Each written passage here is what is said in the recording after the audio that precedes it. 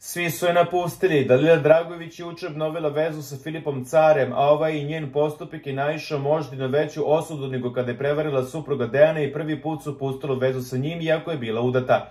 Zadrugari, ali i gledaoci su bili potpuno zgranuti poljupcima i nežnostima koje je Dalila razmenjivala sa Carem, ponovo na Dejanove oči, a čak su je i najbliži prijatelji sudili, koji su do sada zdušno branili i bili uz nju.